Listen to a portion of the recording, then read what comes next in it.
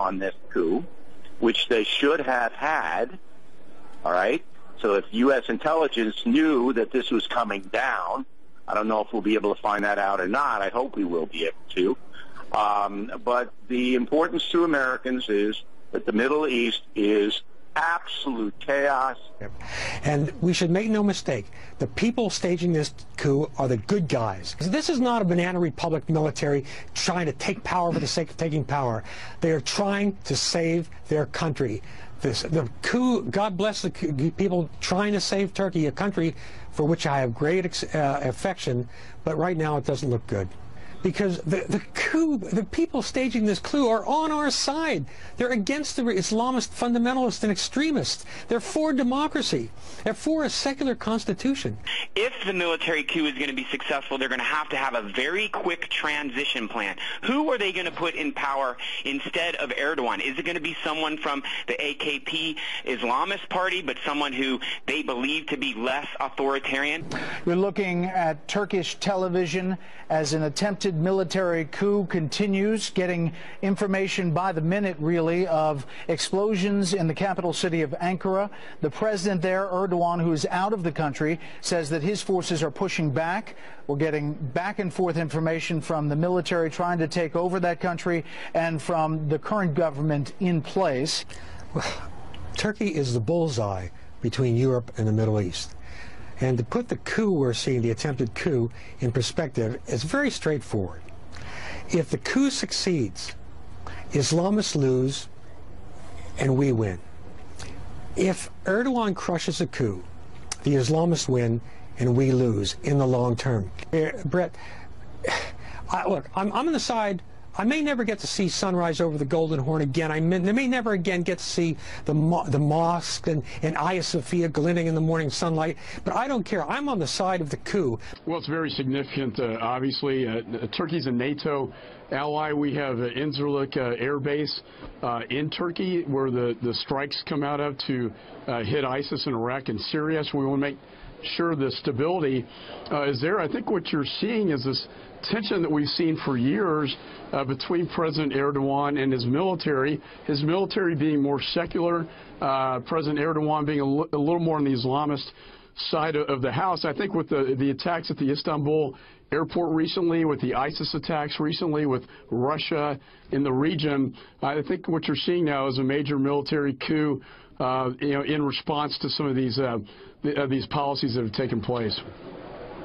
Right, and Turkey has a history of coups before, military coups. You have 1960, 1971, 1980, and 1997 was a postmodern type coup. It's happened before when leadership in Turkey has gone over too much, if you will, to the Islamic side. Is that correct? I mean, is that what we're seeing here, a backlash to President Erdogan's essential embrace of Islamism? That's my judgment on this. I've been over to Turkey many times, met with President Erdogan. There's a sense he wants to return to the sort of the Ottoman Empire. We should say that all flights have stopped in and out of Ankara and Istanbul. We're being told by the State Department, and there you see live Sky News pictures from Istanbul moving there in the streets. We were told that military is taking to the streets. President Erdogan, on an interview, said that the nation should be out in squares to fight against this coup, but the military itself has gotten to the airwaves and state TV and read that they have taken control. We're getting word now over the wires that military helicopters have been taking out the satellite dishes in Ankara and that the state TV is now off the air, at least in some parts. The situation in Turkey, again, I caution, it's a NATO ally, and Incirlik Air Base being there. I think what's important to notice is how friendly the military is with the United States. I think our military enjoys a very good relationship with the Turkish military. So if, in fact, this coup has taken place and is successful, I think moving forward, that relationship is imperative to maintain our NATO ally status with Turkey and also protect that air base that's so important in fighting ISIS and the war on terror against the caliphate, the Islamic State in Iraq and Syria.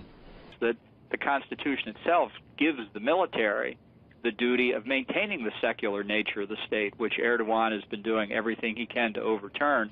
If the coup succeeds, then I think Erdogan's effort perhaps to recreate the Ottoman Caliphate, perhaps to be the dominant power again in the Middle East, and to move Turkey in an Islamic direction will be foiled. If Erdogan prevails, I think you would see an acceleration of the Islamicization efforts he's been making. I think this really is kind of a last stand by the secularists who are still in the army, and that may bode poorly for their chances of success. But on the other hand, as I say, at least on a public level, I don't think we have now any estimate of how much of the military backs the coup and how much of the military and the police oppose the coup. But Erdogan is someone we know, is someone we have worked with for a while. Well, we need that base. I don't agree with that. I don't agree with that. He was head of the AKP party back in 2003 when the United States sought permission from the government of Turkey to bring in the 4th Division, 4th Infantry Division, across the Turkish border into Iraq. And we couldn't get the votes. And Erdogan said, oh, well, you know, I did my best, and so on and so forth. I have always believed he sabotaged our efforts back then.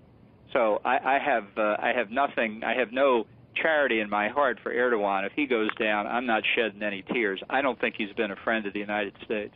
If the military is successful in this coup, who does emerge as the one in charge, and what's the certainty there for us? Well, I don't think we know, but we know Vladimir Putin and Xi Jinping well too. That doesn't. I mean, that to me is not evidence in support of their remaining in power necessarily. I think there could be confusion if the military prevails. It likely is people at the lower general grade level who are doing this because they're the last ones that haven't been purged.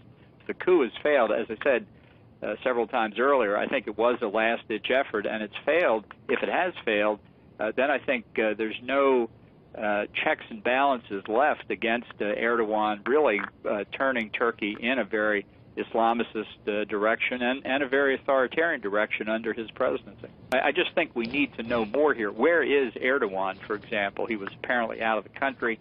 Has he made it back in? He was trying to get into Ankara. Is he in Istanbul? Where is he exactly? It's tough to be in control of your country if you can't land in it.